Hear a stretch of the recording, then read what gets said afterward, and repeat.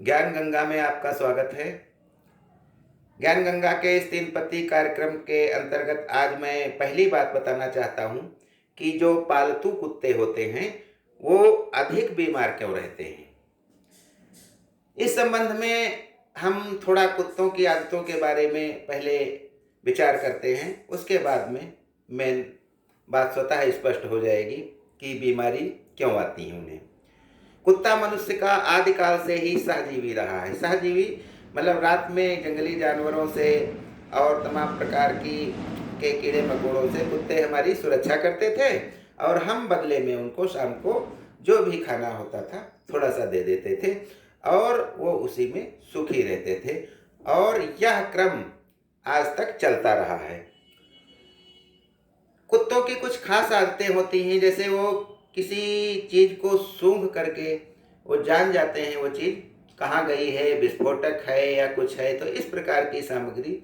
इसका कारण होता है कि कुत्ते की नाक सदैव गीली रहती है और यदि वह सूखने लगती है तो कुत्ता अपनी जीभ से अपनी नाक को गीला कर लेता है, जिससे कि जहाँ वह जाता है वहाँ की जो गंध के कण हैं वो उस नाक पे चिपक जाते हैं और वह उनका विश्लेषण करता हुआ, मिलाता हुआ, जैसे औरतें कपड़े का मिलान करती हैं, ऊन का के कलर का मिलान करता है कोई, ऐसे ही मिलाते हुए वह जहाँ जहाँ उस प्रकार की गंध पाता है वह चला जाता है और चाहे मुजरिम हो और चाहे हत्या हुई हो, तो चाहे कोई विस्फोटक हो, चाहे सेना का कुछ काम हो, कुत्ता आसानी से कर लेता है। इसके लिए उसको विशेष कुछ नहीं करना पड़ता है। कुत्ते की कुछ प्रवृत्तियां होती हैं कि वो खुले वातावरण में ही रहना चाहता है। जब हम उसको कमरे में या किसी घर में लाते हैं तो उसकी कई स्वतंत्रताएं जो हैं वो बाधित हो जाती हैं। जैसे वो घर के अंदर पेशाब नहीं कर सकता, उस पर प्रतिबंध है, भाई उसको शाम सुबह आप बाहर ले जाएंगे। दूसरे, वो लैट्रिन नहीं कर सकता घर के अंदर, करेगा तो मारा जाएगा, तो वो एक प्रतिबंध लग जाते हैं।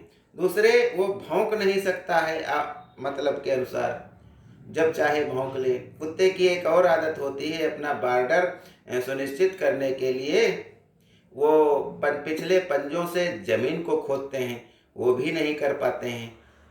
और पेट उनका भरा होता है, लेकिन हम उनको शाम को फिर खिलाते हैं, जबकि उनकी प्रकृति है दौड़ धूप करना, शिकार करना, और वह हम करने नहीं देते हैं, तो उनका डाइजेशन बिगड़ जाता है और इसी कारण वे प्रायः बीमार रहने लगते हैं।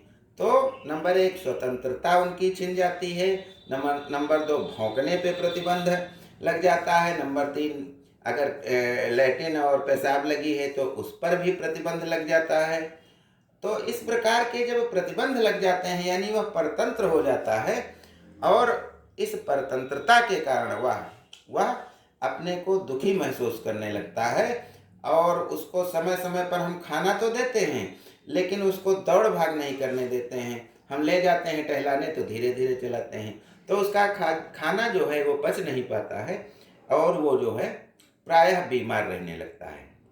इसी प्रकार से हम यदि देखें तो मनुष्य को जो बीमारियां आती हैं वो भी कुछ चीज़ें रोकने के कारण ही, कुछ जो है हमारी जो शरीर से निकलने वाली जो होती हैं वस्तुएं, चाहे हमारा पेशाब हो, चाहे हमें लैट्रिन करना हो, जब हम इनको रोकते हैं तो पेट में तरह तरह के विकार आ जाते हैं और हमें बीमारियां घेर लेती हैं।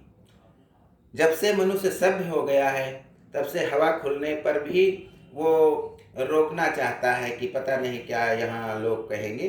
तो इस प्रकार से जब हम शरीर के जो निकलने वाले प्राकृतिक तत्व हैं इनको जब हम रोकेंगे, चाहे वो टट्टी करना रोकना पड़ रहा है, चाहे पेशाब करना रोकना पड़ रहा है, चाहे हवा खुलना रोकना पड़ रहा है, तो इसकी वजह से हमें सारी बीमारियां घेर लेती हैं। और मनुष्य में आदमी और औरत होता है हो, तो इसमें भी हम देखते हैं कि आदमी तो कहीं भी पेशाब कर सकता है, लेकिन औरतों के लिए ये सुविधा नहीं होती है, उनको दिक्कत होती है। तो इसलिए आदमियों की बीमारियां कम होती हैं और पेट संबंधी और तमाम तरह-तरह की बीमारियां औरतों को ज़्यादा हो जाती हैं, क्योंकि वो इन विकारों को रोकती हैं। अगर और यही कुत्ते में होता है कि वो उसको तमाम प्रतिबंध लग जाते हैं और वो प्राकृतिक वातावरण में जब नहीं रह पाता है, प्रकृति से हम जितना ही दूर जाएंगे उतना ही हम बीमार रहेंगे। यही कुत्ता अगर बाहर रहता है, कोई बीमारी नहीं, क्योंकि वहाँ छूट है उसके लिए हर चीज़ की, कोई चीज़ रोकनी नहीं है। लेकिन जब घर में आया तमाम तरह के प्रतिबंध लग गए, वो परतंत्र हो गया तो उसका सब डिस्टर्ब हो गया और वह बीमार रहने लगेगा, वो मानसिक रूप से परेशान लगने लगेगा। तो इसी प्रकार से मनुष्य है। मनुष्य में जब हमें प्राकृतिक रूप से जो भी अवयव निकलते हैं उन पर हम रोक लगाते हैं तो हम बीमार होने लगते हैं। तो यही कारण है। दूसरे मैं आज आपको बताना चाहता हूँ कि जो छोटे बच्चे होते हैं वो 21 दिन से 1 महीने तक उनकी आँख से आँसू नहीं निकलते हैं और वो रो नहीं पाते हैं। रहीमदास रोते हैं लेकिन आँसू नहीं निकलते हैं। रहीमदास ने कहा था कि रहीमन बहु भेषज करत व्याध न छाड़त साथ, खग मृग बसत निरोग बन हरि अनाथ के नाथ। यानी रहीमदास जी कहते हैं कि मनुष्य तो बहुत वैद्य करता है, वैद्यों से दवा लेते हैं, उसका तब भी बीमारियां नहीं जाती हैं, और